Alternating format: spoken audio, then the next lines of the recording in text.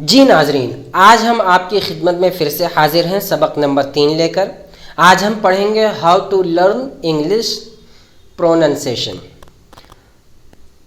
تو جو لوگ نئے ہیں وہ پہلے سبسکرائب کر لیں اور لائک شیئر کرنا ہرگز نہ بھولیں اور اچھا سا کمنٹ ڈالیں۔ مدارس کے بچے خاص طور سے، کیونکہ بھائی میں آپ ہی لوگوں کے لیے یہ محنت کر رہا ہوں، آپ لوگ ہمت افزائی کریں، سپورٹ کریں اور اپنے نئے ساتھیوں کو یہ فارورڈ کریں۔ تو آج کے سبق میں ہم پڑھیں گے کہ how to learn English pronunciation in Urdu. تو دیکھیے، انگریزی زبان کا ایک مشکل مرحلہ یہی ہوتا ہے سب سے کہ اس کے تلفظ کو کیسے ادا کیا جائے۔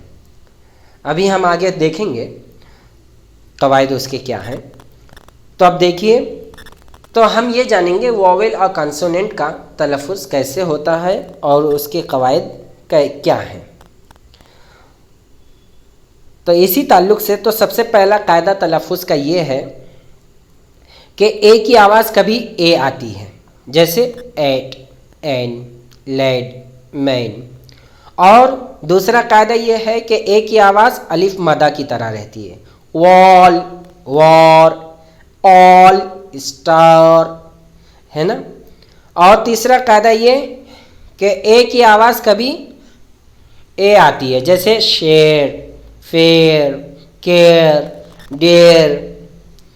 اور اسی طریقے سے ایک چوتھا قاعدہ یہ ہے کہ اے کی آواز کبھی اگر اے کے بعد آئی یا وائی ہو تو اے کی آواز اے آتی ہے اور اسے تھوڑا کھینچ کے پڑھتے ہیں، جیسے وے، پے، مین، برین، یہ۔